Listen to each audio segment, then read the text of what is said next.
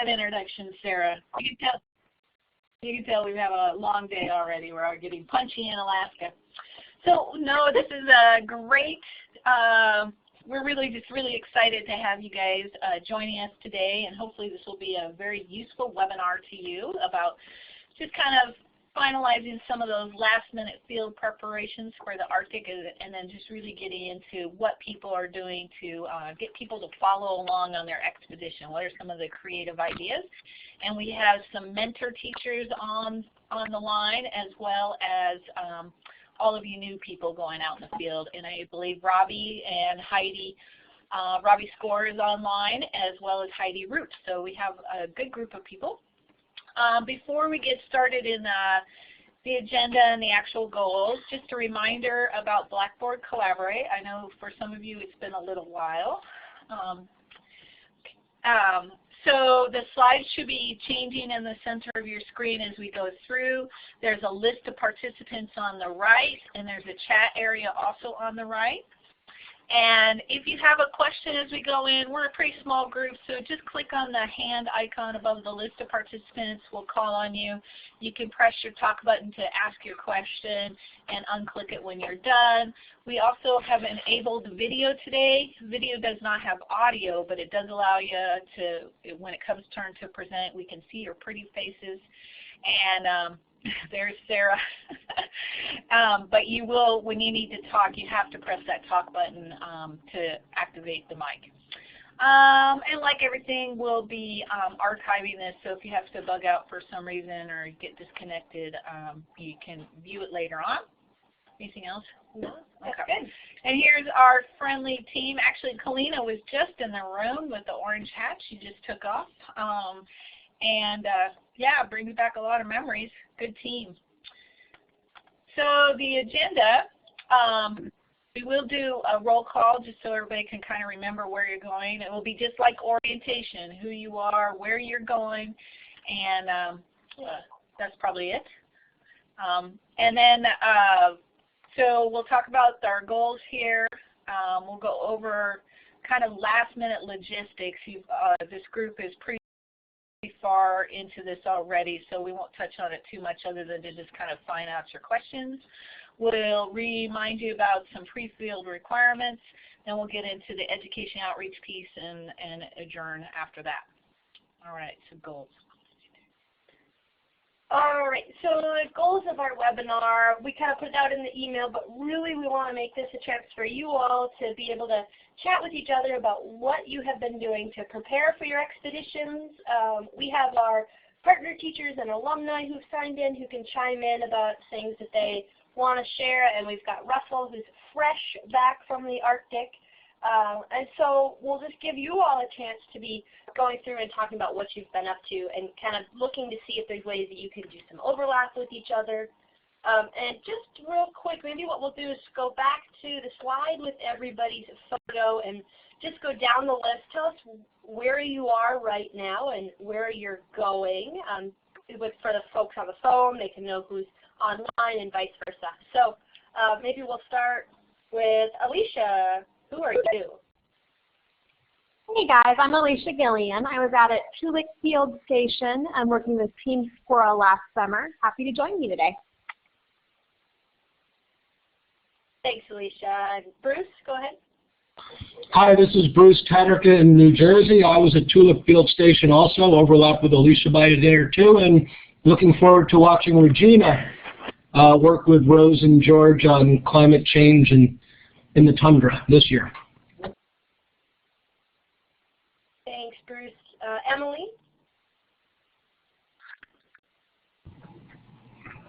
I'm Emily. Can you guys hear me? Yes. Okay, I'll be working in Greenland with climate change and the effect on pollinators, and I leave in less than a week. Awesome. Thanks, Emily. John, do you have a microphone?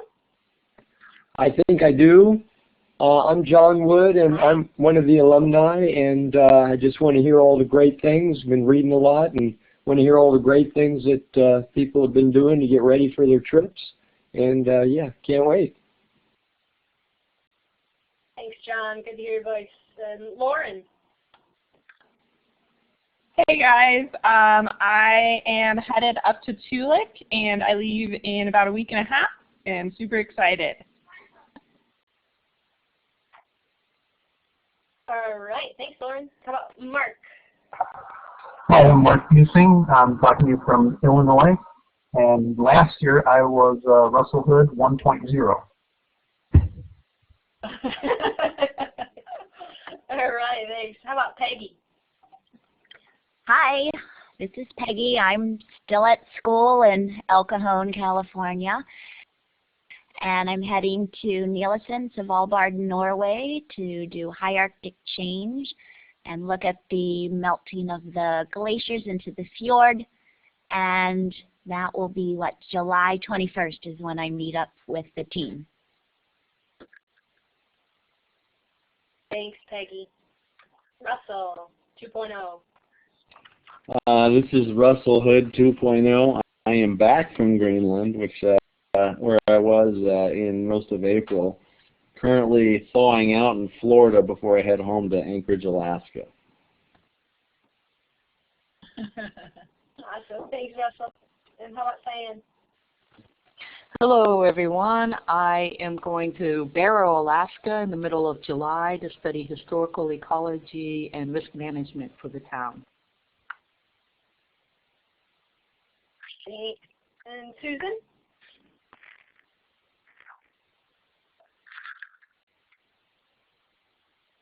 Susan? All right, Susan, if you go ahead. Oh, there it is. Sorry about that. I held it down too long. Just happy to listen to everybody's expeditions and hear all about it. Thanks, Susan. How about Tina? Hi, everyone. It is 60 days until I take off and join Jason in Greenland to study the vegetation of the receding line of glaciers and also do some sediment coring as well. All right. How about we have Robbie on the phone? Hi, I'm Robbie Score. I'm the one that gets you to the field and gives you your stuff and pays the bills. Yay! We like people that pay the bills. Thank you, Robbie. Oh. We have Heidi on the phone. Hi, this is Heidi. I am in New Zealand in the future. It's currently Thursday. And I'm your science liaison. And so I work with you, but mostly with your researchers. But I will be harassing you after you get back from the field. Russell, you know, I'm looking at you virtually. And I think we had one other person joined by the phone. Is anybody else on the phone? Hi, it's Lisa. Oh, good, Lisa. Go ahead and introduce yourself. Say hi. Hi, this is Lisa Seff. It's great to hear everyone's voices again and looking forward to following all the expeditions. I was a PolarTREC alumni from 2 years ago, and I'm going back. We just got the ticket and the flight information on August 14th back to Alaska to rejoin my research team studying the oceanographic conditions of the bowhead whale out of Barrow. Regina, you just joined us. We were doing quick introductions of where you are right now and where you're headed to with PolarTREC. If you have your mic, you can say hi.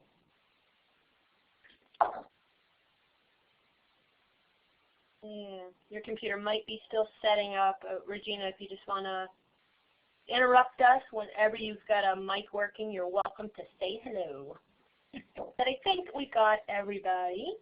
And for folks on the phone, we will relay pertinent comments on the chat, but people are saying, we love Robbie, and everybody's excited to say hi to each other and just connecting. It looks like Regina's trying her mic, but we're not hearing you, Regina. So if you want, you could type in the chat box or okay. you might use her mic. Am I there now? Hello? Go ahead. Sarah, did that work? Hello? We hear you. All right, good, sorry. Heading to Tulik a week from Sunday to work. Oh my gosh. Okay. Perfect. Awesome. You guys are freaking us out. I can't believe it's all happening so quickly. I know. It's like, ah! All right, so we went over the goals real quick. We really want to give you a chance to share. So just as a reminder of how off schedule we are, I noticed in this. You know, we created this in September. What we got carried away with in April and May was having all of your pre-field phone calls. So what usually happens is we have this call and then or this webinar and then pre-field phone calls, but we get to whiz through the logistics part because y'all are pretty much ready to go, which is great. We will do the same webinar for the Antarctic folks.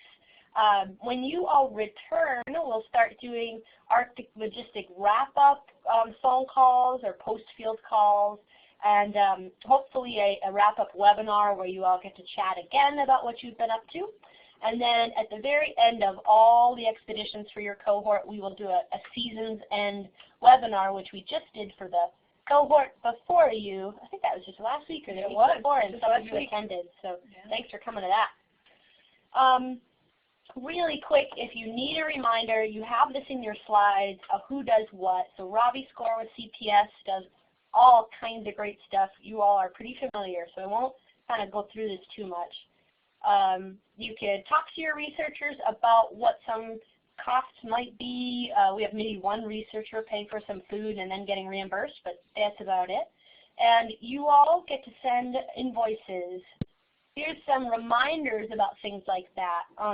But first, I will ask at this point, is there anybody who has unfinished business or questions about their logistics for their Arctic expedition? Any lingering questions? You could kind of put your hand up. There's that hand icon. We can call on you. If you have a question or anything that or type it in. You don't know the answer to yet for logistics, and I'll be quiet for a second. Let you think.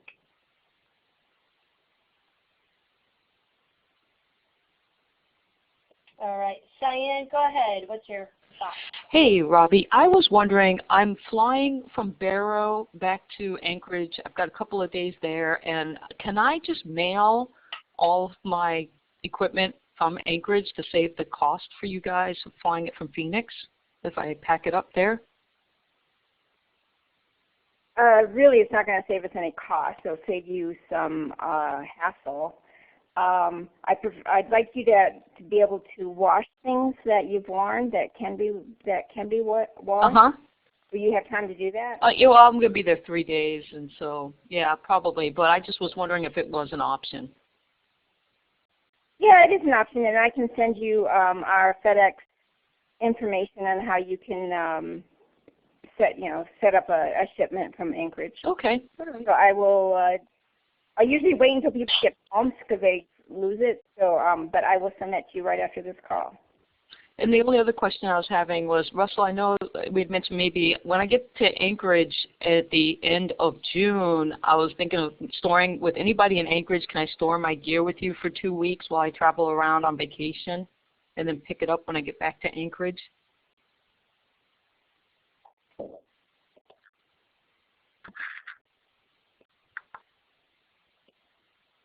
And Sian, if you're done, you can click your microphone one more time, and it'll be off. Yeah, this is Russell. Yeah, Sian, you can do that. We should talk about some details just in case the eventuality came up that I was out of town when you needed to pick it up or something. But barring anything crazy, we should be able to work something out. So let's talk privately about that, and it shouldn't be an issue. Awesome. Thanks. Cool. Thanks, Russell. Any other logistics for Robbie or for Arcus? Keep thinking about them. Put your hand up or interrupt me if you think of something. But the other notes, just to remember, if anybody, I don't think anybody is still in school who's going out on an Arctic expedition from now on. But I'm still in school till the 26th. Oh, thank you. So sub costs can be reimbursed for their expedition. And if that's Lisa, that might be a totally separate thing because you're under Karen. Yeah, I'm don't worry about it. You're on your own, sweetie. No, actually, that one you guys are helping cover, that piece. But I'll talk to you guys later. Okay. That's fine. When you return from the field, people often ask us, where do I send my receipts? Send everything to CPS, to Robbie, And then from there, we will divvy anything up that goes back to ARCIS. So everything can go to CPS. Robbie, do you have anything you want to say about that? No, the only thing that I don't need receipts for is food, because you get a standard per diem. But I need receipts if you want to be reimbursed. I need receipts for everything else. Okay. Even if you think that ARCIS is going to reimburse you, send it to CPS and we'll deal with it from there. Number 4, a couple people we've talked to about if you need a travel advance. It could be because you have a big plane ticket that you paid for, whatever it might be. Let us know if you decided you need a travel advance, but we just need to know. And then, of course, before you go, we have the emergency cold weather gear kit that some of you have been using already, but let us know if you want to check one of those out. It's another neat outreach tool that we have for you, just as a reminder. All right, so Janet, you want to talk about education outreach plans?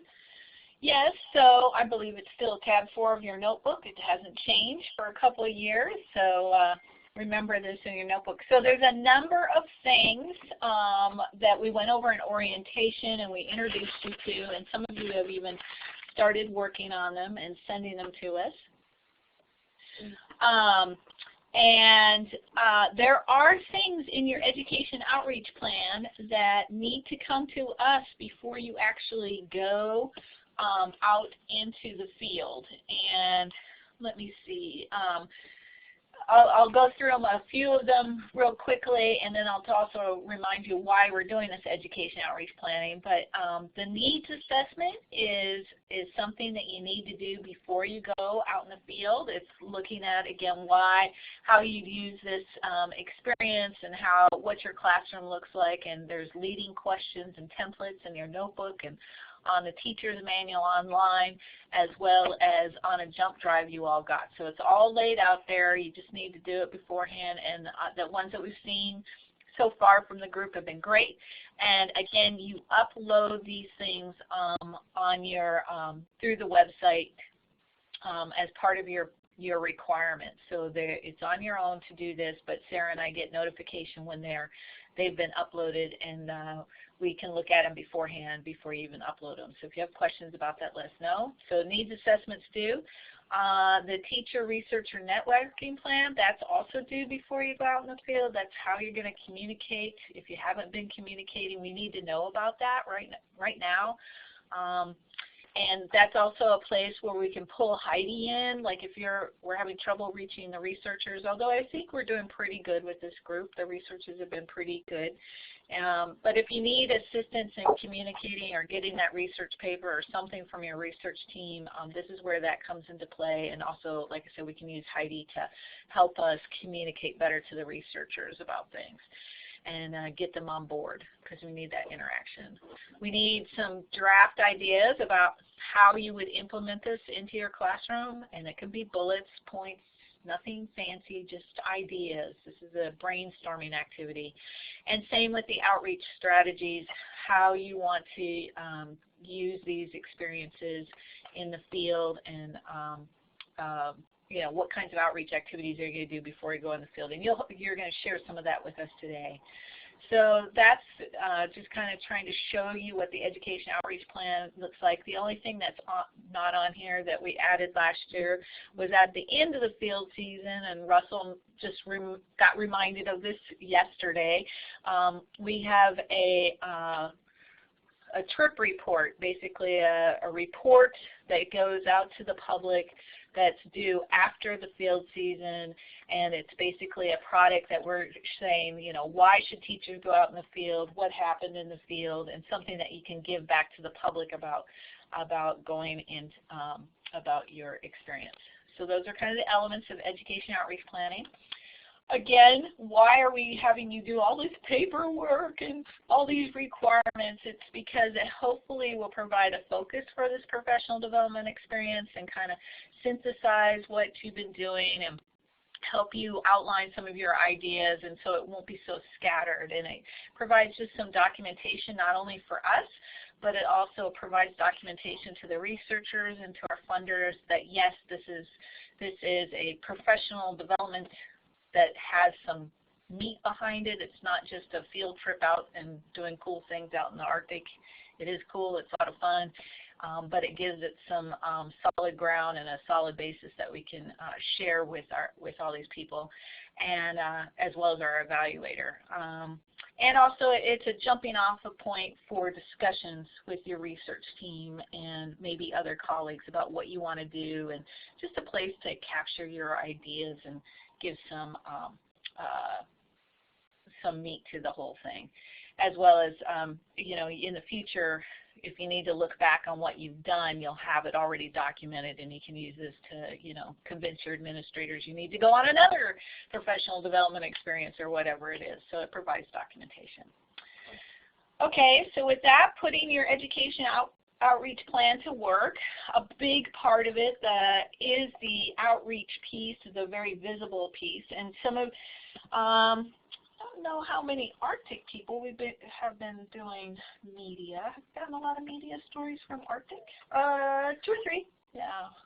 Yeah, so we're getting, you know, we get the, you know, some of you have been sharing your links with us from, you know, recent news stories, or maybe you got an interview or something's coming up this summer that's been set up. I know our latest star has been Armando. He's been like for Antarctic, he's just like dominating the Puerto Rican networks down there. So we've got a lot of outreach activities from him. But you really want to use your ideas and contact the news and the TV and radio and people before you go out into the field, so hopefully that they'll follow you while you're out there, and then you can do follow-up stories behind. And again, we'll come back and see what you have been doing in this area in a little bit. We want you to remember that take the opportunity to do a PolarConnect event while you're out in the field. That does take some pre-planning, and I know a couple of you are already on that track and are doing a great job setting those up before you go out in the field. Also making sure you have, you know, whether you're going to do Skype calls or Google Hangouts or other things from the field, that all needs to be set up before you go. Some of you have been doing you know, like little business cards and sharing the website and where you're journaling with people. That's also a great idea. We just also, since you're a summer group, I'm sure the mentor teachers would tell you, don't forget about all those other audiences. We know your students are going to be gone for the summer, and maybe there's a camp or there's some summer adult groups that get together, or library activities, things, you know, you can draw in the adult or kind of students that aren't in school into your outreach activities. So think about them before you leave, Boy Scouts, Girl Scouts, all that kind of stuff. There's lists of people that you want to keep, and as things come up while you're out in the field, you might want to send them an email. Sarah and I can do a lot, but we don't have that personal connection with all of your friends and your relatives. So, you know, keep a list of all those things with you, and then if you have a PolarConnect event coming up, or you got a special journal or something, make sure you email all those people and tell them to follow you and subscribe to your journal, or follow you on Facebook or wherever you're announcing the journal and your activities. So anyway, this is we want the education outreach plan to work for you. So that's the idea of the drafting the outreach plan, is kind of coming up with these different groups, and then as you near your expedition, formalizing and finalizing who you're actually going to connect with. So right now, it's not really who you're going to connect with when you come back from the field. For most of you that are just starting to go out, it's really who you're going to connect with while you're out in the field, and that's the big one. How are you going to get this out to people while you're out in the field? Okay, any questions about that? Oh, I can, yeah.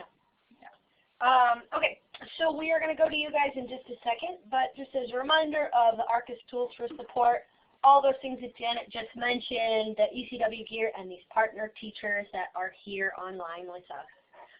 So don't fear contacting any other PolarTREC teachers if you notice you know, an expedition similar to yours, or somebody you want to connect with geographically. Reach out to them, and they'll be there for you. So the next thing we're going to do is turn it over to you all. Oh, go ahead. This is Regina. Hey, Janet, you said that we need to set up Skype before we leave. And what do you mean? Set it up with groups here, or set it up? Is there some arrangements that need to be made in the field before? You know, what did you mean by that?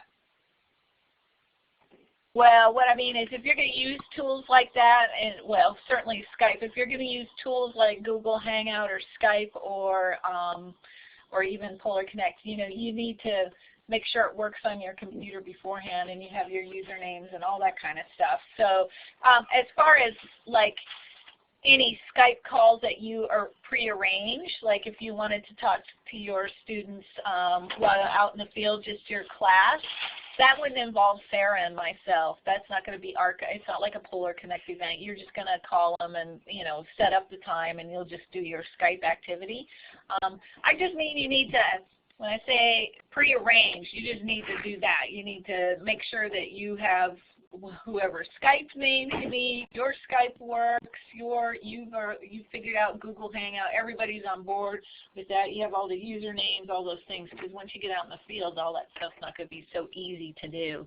And as far as PolarConnect, many of you are already doing this, and we really appreciate it. I think this is one of the best years yet where we actually have a number of you saying, you know, later in the summer, I want to do this event, and I've narrowed it down to this week or even a day, don't know the time, and that is perfect. That is awesome.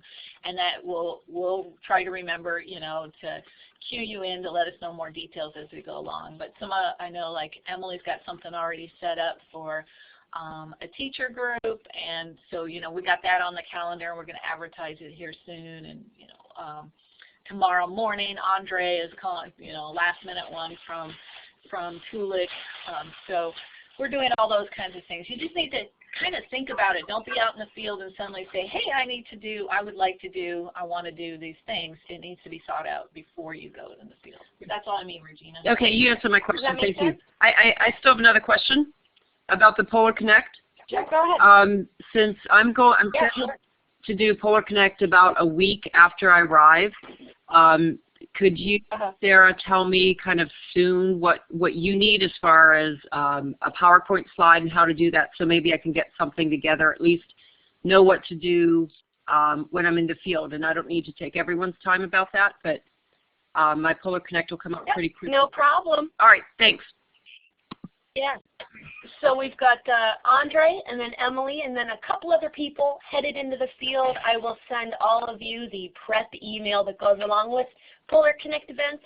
I believe there is a version of it in your notebook in Chapter 7, but I'll specifically kind of tailor it to you and send it out probably in the next week or so. Does that sound okay?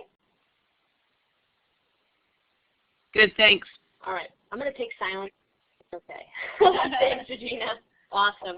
All right, we are going to turn it over to all of you, and I pulled photos out from your journals, kind of ones that I thought kind of spoke to me in terms of outreach you may have been doing or things you've been up to that reach a wider audience and tell us a little more about what you've been doing for outreach and education. So I am going to start with Russell. So Russell, you don't have to speak to these particular pictures, but if you want to just tell us what you've been up to for outreach, that would be great. And we'll give each person maybe 3 minutes or so. We don't have to talk too long. Sure, I'll talk for a few minutes here. You guys noticed some of the wildlife we saw in Greenland there in the upper right. There's some pretty crazy critters there.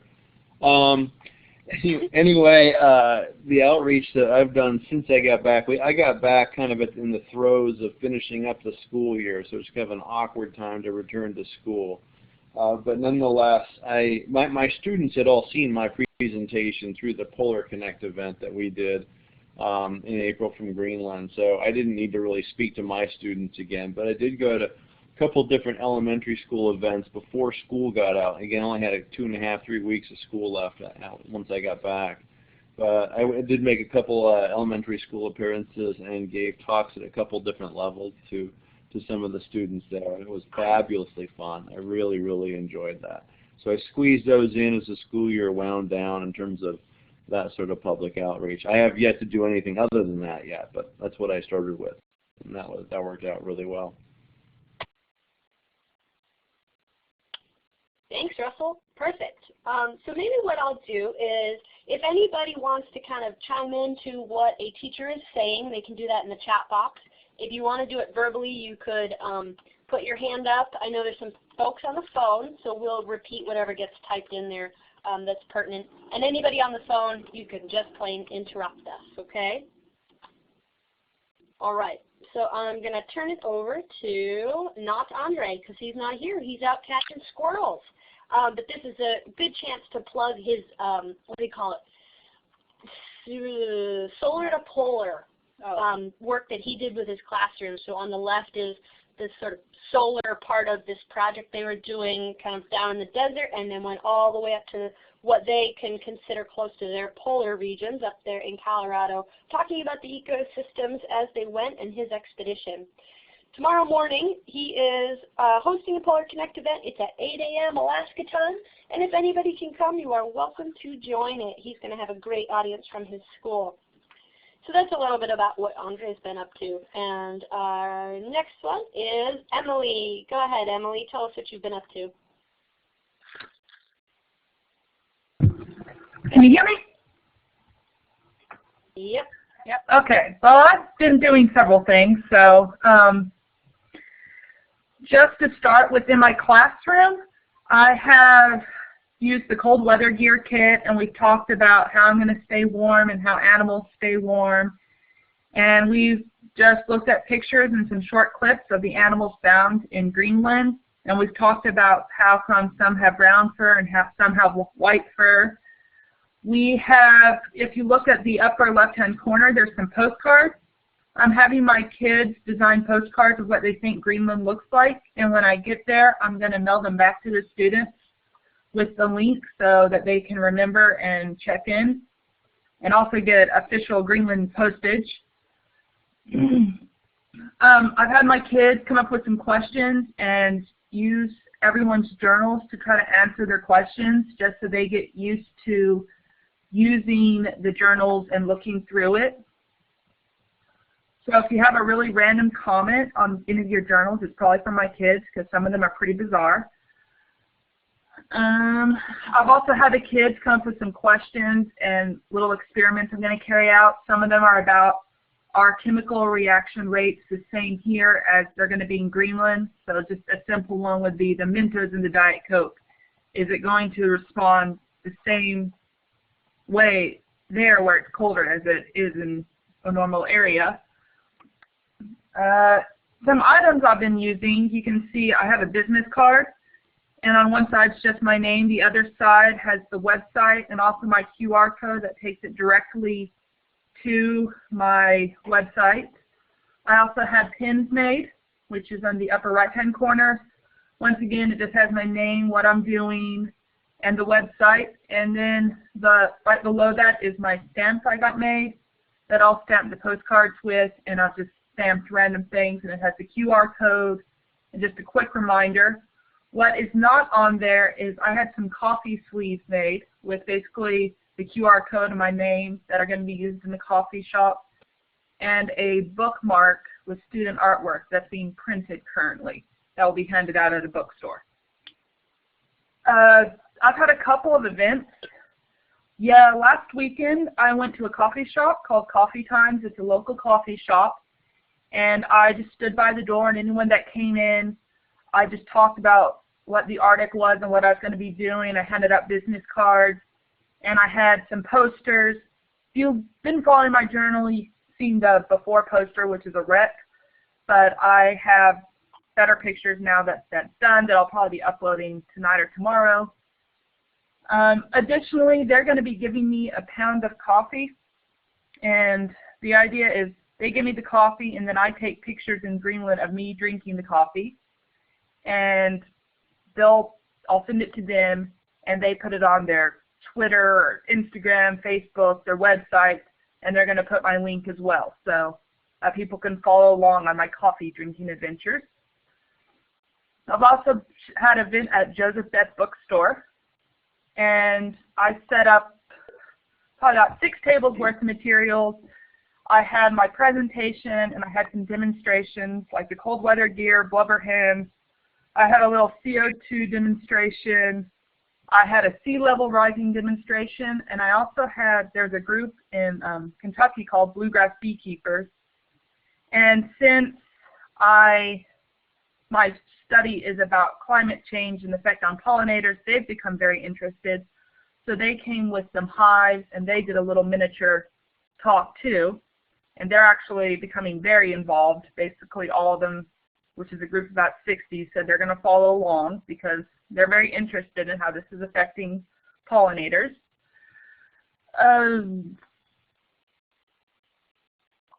Postcards, I'm also providing the postcards to the community just like my students so they can color them and I'll send them back.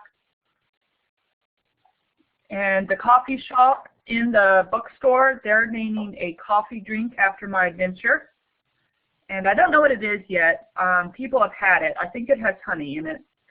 I'm not for sure. It might have lavender, so kind of pollinators and flowers. And they're going to put my custom-made coffee sleeves with the QR code on it when they serve the drink so people can get my drink and information about the study I'm doing. Also, when I get back, they have a story time every Saturday morning with kids. And while I'm over there, my mom's a reading teacher, so I'm going to send her some pictures back, or she's going to get them off the website, and she's going to make, or start to make, a book with me in it and the pictures I use, make a big-size book. And then when I get back for my story time, I'm actually going to use my homemade book to present to the kids and probably have some hands-on demonstrations and fun stuff because they'll be young kids, like first and second grade. Additionally, I've also been to an elementary school, Ashland Elementary, and they've given me some postcards, and I've talked to them, and they've looked at the cold weather gear kit. And before I leave, I also have a news story coming up on TV, and I'll be in the newspaper probably on Friday or Monday. I also have a PolarConnect coming up in June. There's a teacher conference of all the science teachers about the next generation standards, and I'm going to present at the end of that to all of our science teachers in Fayette County and surrounding areas. So that'll be about 100 science teachers that will get to hear. And all my information's been sent out to Fayette County teachers, so it's everywhere. And after I come back, I'm also going to have another TV news appearance. I'm also going to present at a national bee conference, although I've told them I don't really know much about bees. They would like for me to come at the end of July and just talk a little bit about what I'm doing. I'm also going to appear on the school TV station and the school newspaper, and I have a couple of schools lined up when I get back that I'm going to talk to. And I think that's everything. Oh my gosh, Emily, I'm exhausted just hearing it. I am really excited about the bee conference. If you can get us like a t-shirt or something from the National Bee Conference, that'd be great. That's awesome, Emily. Thanks so much for sharing it all. Again, if anybody wants to comment or throw anything out there, folks that are online are just saying, this is so cool, Emily's awesome, I love that it's a coffee expedition, things like that. And our next teacher is Regina. So Regina, tell us just a little bit about what you've been up to. And Emily, just turn your microphone off by hitting talk again, and then Regina can talk. Oh, perfect. All set? I've been making connections with media sources and talked to a lot of reporters, both in locally here and then in my hometown in Pennsylvania, and they're going to be following the expedition and featuring stories there. At schools locally, I did a polar science presentation at our district science fair, and then in an elementary school, and it was really well received. The kids really liked the lessons much more than I expected to, so that was really good. And in my classroom, I had the cold weather gear, and that was really fun too. Once I'm in the field, I'm going to connect with a preschool in Seattle, so it's kind of fun that even the little kids are really interested in this. My students will be out of out of school, but I've asked them to send projects that I can do online, and then we'll journal about their, excuse me, not online, but in the field, and then I'll journal about the science projects that they are, or experiments they're wanting me to do. I sent a press release to NSTA, and they're going to have an online mention of PolarTREC. So that'll be cool, and that will be in their next online newsletter coming out. I'm not sure the date, but pretty soon. I'm borrowing some probes from Vernier, and so I'll be using some of them in the field and calling them one of my sponsors and posting information that I use with Vernier probes. And then they're going to talk about PolarTREC and the expedition in their company newsletter. So that'll be a nice way to link to get it to a way kids can collect science data. I'll be Skyping with a girls' science and technology camp called TechTrek, and that'll be sometime the first week of July again sometime. These girls will be in Stanford, so that'll be good to get. So trying to establish some media, the basic media things, and done outreach at schools. And that's, it's good if things are getting well received. The stamps have worked well. My kids, I used the stamp that I got from online store, and kids really like that too. That's about it. Awesome. Perfect. Thanks, Regina. I really love that stamp. It's very, very cool. And she just kind of emailed us one day and said, what about making a stamp? And Zeb went ahead and made the logo. It worked. And so just ask us. If you guys have an idea, the sky is the limit. Just send us an email. Let's see. Yeah, Russell said he took 3 Vernier probes to Greenland with him as well. Susan says that's a great idea. Teachers can relate to using them. Okay. Next on our list is Lauren Watel. All right. And Regina just hit the. Oh, you're good. Sorry. Go ahead, Lauren. Okay. So a variety of things I have been doing. Sort of the biggest thing was that I did take a trip out to meet with Byron, my researcher. Went out to Oregon State for a couple of days and met with him and the grad student, and really had a wonderful time seeing the lab, figuring out what this expedition was really all about, what his goals were and hopes were, and getting those really in line with mine. So that was huge. We also met with Jane Luchenko when we were out there. She's also a professor there, and I had connected with her previously at an alumni event at my undergrad. And she talked to us about how to communicate science with the lay audience, and really gave us some good tips and pointers and ideas just in terms of how to communicate. And I went and visited the 4th and 5th grade kids at St. Mary's on their last day of school. So that was kind of the last chance, and it happened to only work at that point. But took over some of my gear, not the ECW gear, but my bug shirt, the boots, some gloves, and had them kind of think about, if I'm wearing these things in the field, why would I wear them? What is the field like in the Arctic tundra? And then had them brainstorm what are some of the animals like and all of that. And that turned out to be really great. And they also came up with some questions so that I can journal about those, and hopefully excited a bunch of them to follow along as well. I had my high school students create species journals, which they went onto the TULIC website and pulled up the Naturalist Journal and looked at what species exist there, and had them then each research and create sort of a little page about the natural history of that organism, so that even though I'll be focusing on microbes, I could still bring in sort of the larger fauna and have them see some of their own work, and then the younger kids are going to try to sort of scavenge or hunt for that through the journal as well. And I journaled about composting and some of my different run-ins with microbes here and some of their larger impacts and thinking about that. I have, in terms of media, contacted, it feels like, every single media organization I can come up with in the Denver metro area, sent out news tips and story ideas to newspapers, TV stations, both local and sort of the more major ones, and radio, and have only actually heard back from one of them, but that happens.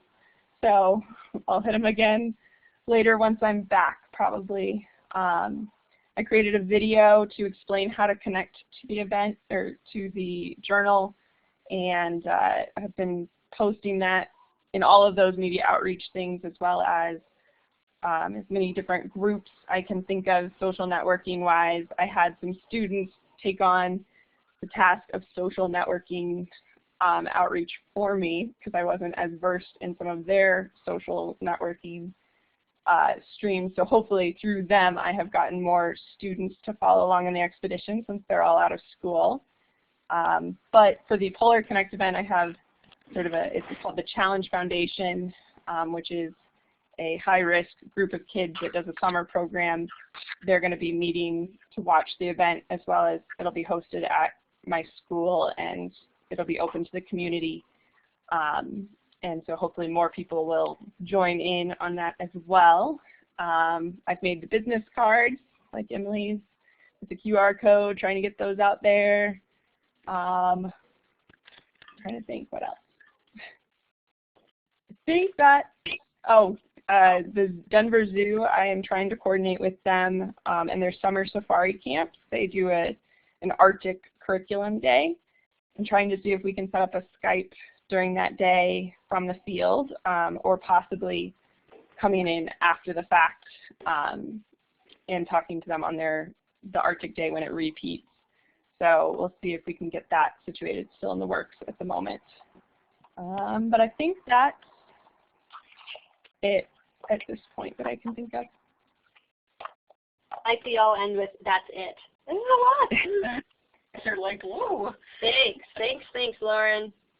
And I hope people are noticing. There's a lot of overlap, but a lot of diversity in the different things you guys are trying to do. People in the chat box are just talking about different vernier probes and sound level meters and all kinds of stuff. So that's what's going on there. All right, next we have Miss Peggy McNeal. Hello. Can you hear me? Hello. Hi. Yep. So I was kind of waiting to see what pictures you were going to put up there and thinking about what I was going to say. So I'll start with down bottom. Over spring break, I was in New York City to see my daughter, so I hooked up with Michelle Brown, and I spent the day teaching all of her classes. It's an earth science class, but they were on their astronomy unit, so we talked about why in Svalbard the sun won't set and inclination of the earth, and then looked at the inclination of some of the other planets, so that's what that is. And then I told them all about PolarTREC and how to connect with the classrooms that I've been visiting. We've been doing take a closer look questions where they're coming up with questions and decorating them that I can use in my journals once I'm out there. And then let's see, picture top left, I also taught some classes in Georgia. That one is an astronomy class with college students.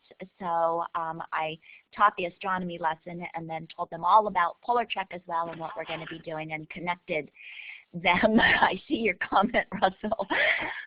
So yeah, and then with my own students, we've been practicing with my journals and some with Russell's about how to connect and ask questions. And I think they've got the bugs out, at least where they're not hitting the send button 20 times and the questions appearing that many times. And then also I taught a biology lesson to a high school in Georgia, which was really fun because it turns out in Svalbard their species of reindeer is the smallest one that exists because they've been trapped on that island chain, and they evolved to be like little mini reindeer. So we talked about evolution and that with the high school in Georgia. So let's see, what else? I've been putting up some journals. My next one is going to be a Meet the Team.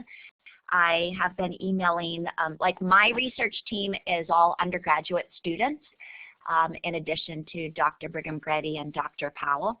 And so I've been doing some email interviews of the 6 students and why they got into science and recommendations that they have for kids. So I'm going to be putting up a journal with all of them and then Meet the Team. Let's see, in my classroom, I have been just the last couple of days doing some neat lessons with mock core samples and beads that represent different species of diatoms, and the kids have been graphing that and then coming up with how that can tell about past climate. And like I said, they've been working on the practicing talking to me on the journal. Today they all tried on the cold weather gear, and that was fun. They wanted to go over to other classes and see if the other kids could figure out who they were, because you can't see anything on them whenever they have all the cold weather gear on. I have an article in my local newspaper, and I've sent press releases to a couple of other ones. I'm doing a big event with the Girl Scouts this summer. They are getting together a group, and they're going to meet 3 times. The first time is for me to tell them about the expedition. We're going to make polar sundaes and do the blubber gloves and try on the extreme cold weather gear, and then they're going to do the next session without me during my PolarConnect event, and they're going to view that live as a group, and then a follow-up after I return. And I'm going to speak this summer to the Naval Academy Alumni Association, so that's an adult group here in San Diego. Let's see, what else? For me personally, I took a couple of GPS classes through REI because we're going to use GPS when we're out in the boat.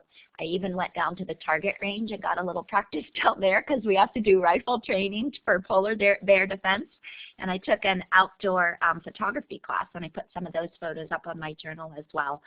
I started a Twitter account, and on my journal I have a little button that says follow me at whatever with a little bird, and so that is something that I'm trying to do, and when I'm out there tweet quite a bit, and that's one way that I'm trying to get kind of the younger crowd in on it as well, since school won't be in session. So I liked your idea about Emily, about, or maybe it was Lauren, I don't remember, but about getting the kids to kind of help me with the social media, because I think that's a good way to kind of connect with them.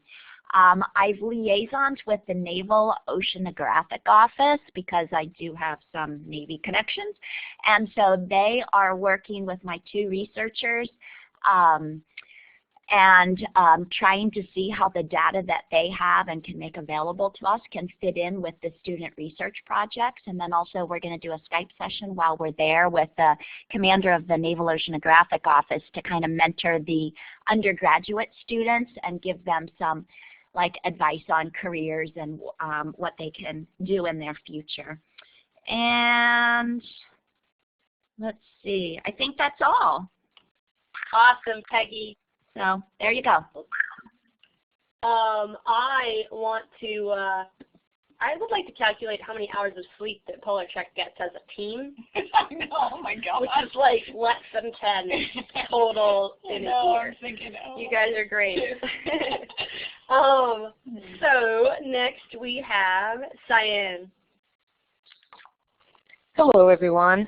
I had postcards made that were double-sided that talked about where I was going and when I would be there and how to connect with my blog page. And so what I did was I gave them out to all of my students, and then I also gave them to everybody in my department and all the faculty on campus to spread the word before the semester ended. Then I also did a high school presentation and gave that the postcards to them. And then I sent, because I'm not teaching during the summer, and then I don't have K through 12, I have 6 nieces and nephews, so I sent all my siblings packages with the postcards in them and to hand out to their kids to give to the kids at the school. And my sister and my brother-in-law are both teachers, and I said in the note that if they if they would distribute these and talk to their students about them, then I would promise to come next in the fall and give an in-person presentation to all of their schools. And so I think that's going to work out really well. And then I had the cold weather gear sent to me, and Jillian came down and we did a co-presentation at the Arizona Science Center, and that went really well. And so we're going to do a follow-up presentation for them when we get back. And then right now I'm in the process of, my research team had money for internships.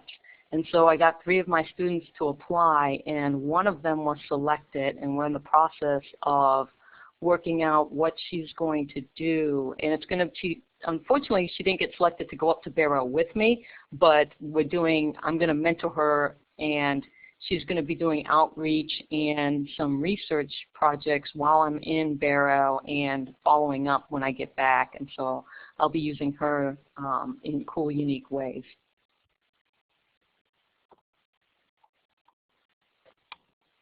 Awesome. Thank you. Thank you.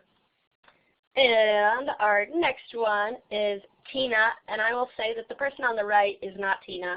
It's just a Google person using a satellite phone, because that's what she's working on right now. But I will pass it over to Tina. Thanks. I'm glad you clarified that. Yeah, so I have spent, you talk about no sleep. So I've spent the last 48 hours trying to get that satellite phone to do what it should do. And I finally hit success about an hour ago. When I got back from PolarTREC, I made a movie to explain to my students and the staff just my experience at the PolarTREC orientation. I don't have any of my cold weather gear because I'm going to get outfitted in Greenland itself. But when I got my sat phone, I brought it to school and I offered any of the kids if they wanted to call home. So one student who's pretty reliable decided to call his dad at work and prank call him. So it kind of set me up. I was really fortunate that my researcher invited me to Buffalo to join him at an Arctic survival training camp. And then he drove out here about a month later and presented to all of my students and staff about, and that's a picture of him on the screen as well. And so the kids really embraced that, and I think took a lot more away from that than when I presented it, because they looked at him and thought of him as a real scientist. I have, I was trying to think the other thing I was doing. So I work on a whale watch every weekend and most of the summer, and I do a lot of discussion about the environment and the condition of the North Atlantic. And the company I work for has put a little blurb of me in their brochure this year. So there's also an exhibit there, and they're going to track me on a Google Earth screen that's going to be displayed. Where in the world am I while I'm in the Arctic? So I'm pretty excited about that. My future students, I'm meeting with them on Thursday the 11th, and their assignment will be to follow me in the field, and they'll have to post questions to me and also plot where I am. I can't remember what else I've done. I'm also going to be going back to where I grew up in the Adirondacks and meeting with the schools up there before school gets out to present to them as well. So that's what's been going on here. Awesome. Thanks, Tina. And so lots of things are going on in the chat box for the folks on the phone. We started talking about Instagram or Twitter accounts Peggy mentioned Twitter accounts, and then people said, oh, what about Instagram? And we're talking about hashtags that we should be making up, and we're going to try and have a PolarTREC Instagram account and maybe Tumblr, and Jana and I are here in the backwoods of Fairbanks, Alaska, so we got to get up on the hip stuff, such as Instagramming. But we're working it out. We'll see what happens. And Joed, whom a lot of you met, is going to help us out with that. All right, we're going to pass it on to Lisa. Lisa, there's a couple pictures, and they're mostly from old journals from your last expedition. And I think you have slides that you've seen, you know, your webinar photo, and you visiting Christina out in Point Hope, that kind of thing. Yeah, hi everybody. Can you hear me okay? Yep. Oh, great. So it's great listening to everybody's ideas, and I also love the idea of getting the kids helping hook me into the social media. That's terrific. So I'm talking with, I guess, about 5 other schools, and they're brainstorming at how they can connect. And I started off during orientation. Actually all of my students were doing writing pieces based on my past PolarTREC journals to help get them hooked into what the original research was and how it's going to continue, and also what we were all doing up in Fairbanks. And they got a kick out of Russell and Andre falling in the river a little bit, and but they really enjoyed knowing what we were doing while we were doing it. So that was great, and it was nice writing opportunity on nonfiction for them too. And then while I was up there, Susan did a great video of me reading the book Recess at 20 Below, and I contacted the author just to make sure it was okay to put the entire reading of the whole book up on YouTube, and she said it was. So it's actually there, but it's in a private account because I'm trying to manage my time better, which, if you remember, was one of my discussions up during orientation. So I'm trying to create some videos ahead of time, not a lot because obviously I'm not up there, but a few things based on some of the things we did during orientation. But I did send that Recess at 20 Below reading out to all of our elementary teachers, and the kids, and they went nuts. They loved it, and some teachers had to show it like 4 times. And what it did was a really nice side benefit. It got the kids like rushing to our library. And I only had a couple copies of that there, but I had made sure we had a lot of polar nonfiction on the Arctic and Antarctic. And it was a great hook to get them, and so they had a rush on all of the nonfiction books that were there, which was really great.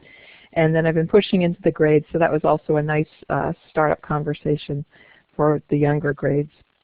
I'm also doing the postcards again, and it's fun to see other people doing that too. And so the kids will, across the school, which is almost 700 kids, will be all doing their own drawings of Arctic scenes that they're interested in, and then I'll be sending those to someone in Barrow, and they'll mail them back to all the kids so they get the stamp from Barrow as a reminder that the expedition is about to start.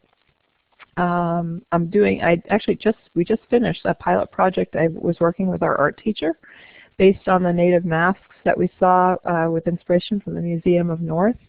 And we decided to start out small to see how it went, and so we had 3 kids make masks with you know, the newspaper strips and the cast materials, and then add some traditional things and do some traditional things to masks based on Inupiat culture and other Eskimo tribes around the Arctic culture. But then we also encouraged these 3 girls to use some local materials for their masks. So I was just taking pictures of them wearing their masks today, and they came out great. And the art teacher's really excited to make that a larger project with more students next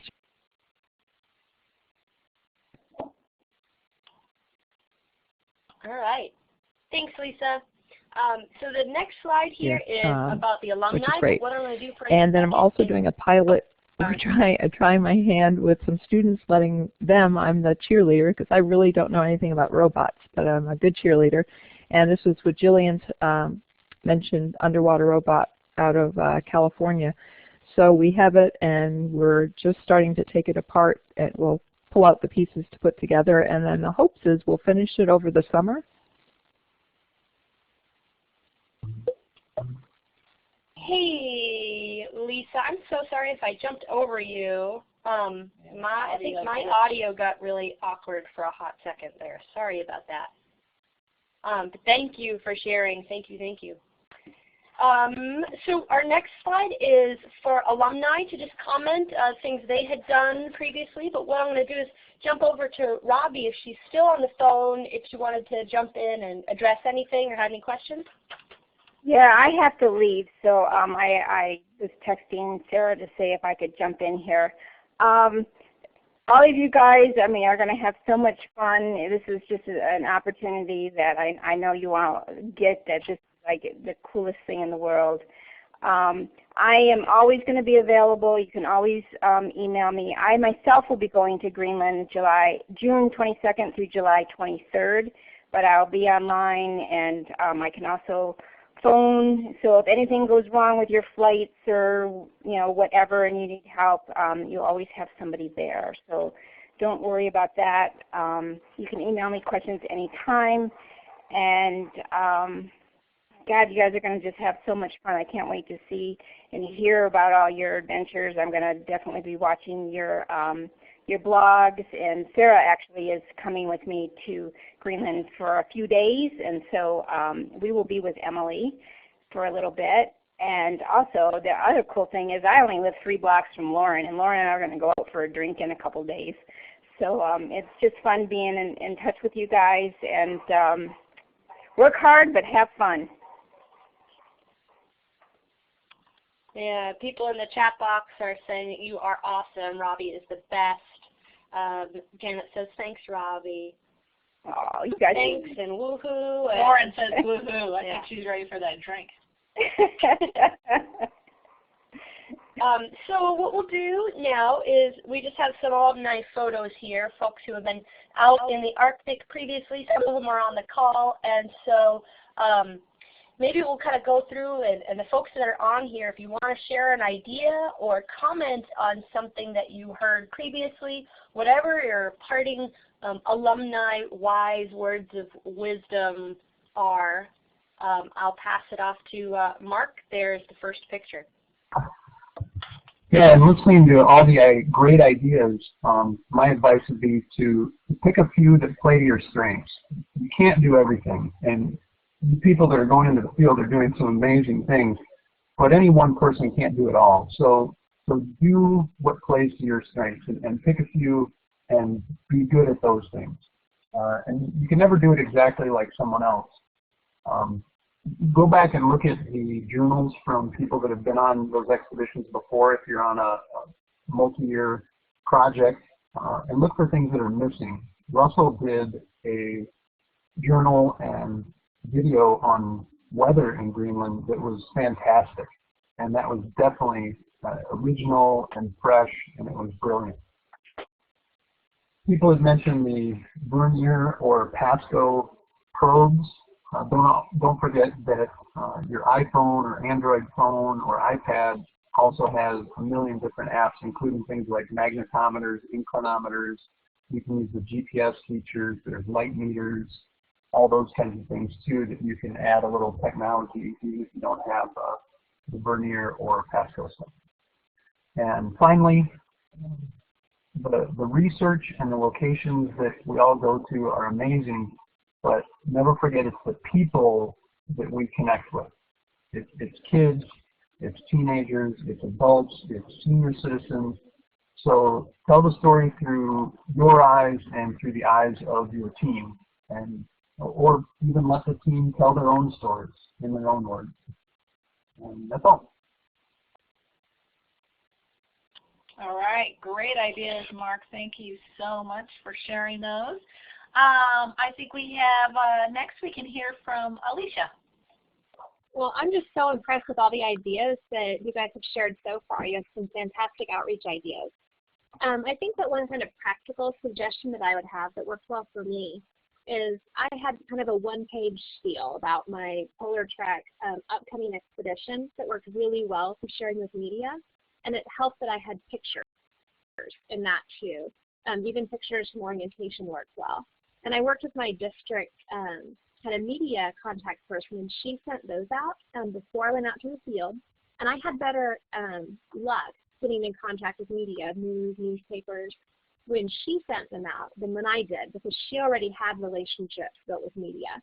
And when I came back from the field, I updated it with pictures from the field, and she sent it out again for me. And I probably had like 3 or 4 calls within a day or two to set up interviews because she'd done that for me. And that one page was a really big success. I was able to put like links to a video that I had that was an overview of my whole PolarTREC experience that the media really liked to use pieces of. A lot of you mentioned social networking ideas for outreach, and those are fantastic. I actually got a lot of opportunities when I got back from the field because I had posted on Facebook links to my journals and things. And teacher friends that I'd forgotten were on my Facebook that were in other districts wanted me to come and talk to their classes when I got back because I had posted those and they followed the expedition. So I would suggest using the social media as much as you can and kind of building on what Mark said about keeping your audience in mind as you're creating your journals, as you're working with people. You just really want to be sure that your journals don't get too stuffy. Keep your kids in mind, keep your family in mind as you're working on those. But I think this sounds like a fantastic group. You've got a lot of great ideas. I look forward to reading your journal. Thanks, Alicia. Great ideas. Okay, so we have Susan. Hey, wow, everything just sounds so great. And I was just thinking today as I was looking at Andre's journals that none of my kids have their own laptops or computers, so we just look at the journals together on the big board. And it's so nice. One of the pictures he posted of was this beaming grad student. And just don't forget in your journals to put lots of great pictures up that show the really cool environment that you are seeing every day. And then those happy people that are scientists and researchers that you're working with to show what a great career they've chosen. So anyway, it's great to hear you guys. Thanks. Okay, good idea. John. Yeah, I don't have much to add at this point. You guys are doing fantastic things and a lot of them. That's great. I guess one of the things that I always think about out in the field is, getting too busy and getting too wound up, and you've got your researchers there and everything else. Just make sure that you keep those lines of communication open with them, and don't be afraid to take a little time off or sequester a little time for yourself to either get your work done or whatever you need to do during the expedition. And also don't be afraid to hit up some grad students and some of the co-PIs or whoever you can to help you with some of it. Write a few blurbs every once in a while, put something in and add a little different color to things from that perspective. Most of them are usually very happy to go ahead and contribute and be part of that. So, and that helps a lot in the long run. So yeah, good luck to all of you. Thanks, John. How about Lisa? Any last other thoughts?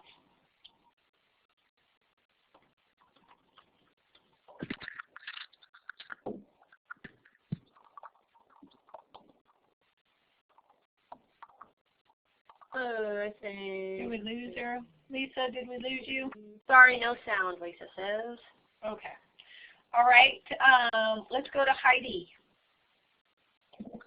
Let's see. Wisdom. I don't know if I have much wisdom, but what I can say from a researcher perspective is that you guys should be sure to share what you're doing with your research team, even if it's just a quick email. I mean, this list is impressive. I want to bring all of you to do field work with me. So you should just let them know. Send them the postcard that you've made. I mean, that kind of stuff is really great and exciting for them to see, and stuff that we would probably never think of because we're often not that creative. So it's awesome. I'm incredibly impressed and eager to follow along your journeys. And just remember that researchers are people too. I think that's an important thing. And yeah, as John said, tap the students, learn from the grad students, learn from the other people around you. And yet roll with the punches. It can be often very stressful in the field. Sometimes this is the only chance we get to get data for our own work or for a postdoc or a PhD student's thesis. So it can get stressful, but you can often help to diffuse that stress and just be a team player and have an awesome time. Yeah, I think that's it. And send those postcards out. I want one. I'll give you my address. Yeah, I was thinking along those lines, like if you've created a bunch of little materials or even just something simple like that, to send a note off to your research team Even before you leave, just say, give them a little care package. Just say, here, this is something for you guys, or you know, check out the stamp. Check out the stamp or whatever, or some little tidbit from a student. Yeah, they'd be probably pretty excited to see that. Okay, I think Bruce, you're up. Okay, I don't think there's anything much I can add after what everyone has said and what the plans are. But I guess the one thing I would say would be, again, kind of like what Mark said, to play to your strengths and realize you can't do everything. When you get back from the field and you're planning for school and you're back in the classroom, you're going to be overwhelmed, and just realize you can't do everything. And the one thing from my experience was also not to get discouraged. In the fall, I went around and planted a lot of seeds. I went to libraries, I submitted abstracts to meetings, and I didn't hear back from people very quickly, and I got a little discouraged, but in the late winter and spring, everything kind of exploded at once, where the newspapers got back to me, and libraries wanted me to come talk, and then it turned into other opportunities. So, don't get discouraged, and I think things will come your way if you do all the things that you're talking about doing, which sound really amazing. It's all going to work out.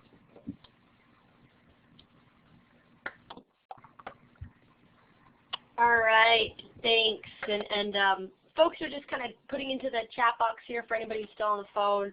Just, take care of yourself and be safe. Enjoy it as much as possible. We're talking about getting those science apps that Mark mentioned. We'll get a list of those. They sound pretty neat. And you can remember Michelle Brown's presentation is slow and steady, and we'll include those Antarctic folks on their webinar in a couple of months. And let's see, just reading through, making sure there's no other questions that are in the chat box. But we're wondering if there's any big remaining questions from people. Anything you thought of, alumni, anything that you want to add? And Lauren put her hand up. Go ahead, Lauren. Okay, so my question goes into sort of the copyright issues, just a clarification piece. I have a journal that I'm getting ready to post once you guys give the all clear about where the Arctic is, and I want to include a map because that's a logical thing to include, but I know Google Maps and whatnot are copyrighted. Do you guys have maps? I couldn't find any, at least easily, on the image database. I'm blanking on its name right now, but just trying to figure out how to get that in there that I can post without getting in trouble. Yeah, so a couple things. Heidi is relaying to me that a good start for that is to actually get a map from your researchers, because they often make their own maps. So that might be something to just get from them. And plus it would probably include their study site, something that's probably more useful and pertinent to your journal. The Google Maps, you can use them. You just have to give Google Maps credit.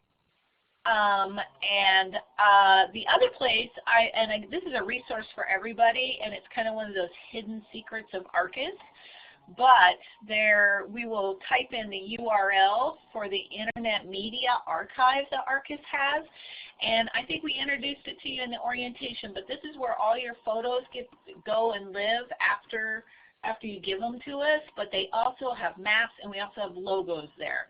And I am positive there's an Arctic map there because we've used it for publications. So, and whether the map comes from your researcher or it comes from Google or it comes from ARCIS, you do need to credit it to whoever it is properly. So does that help you?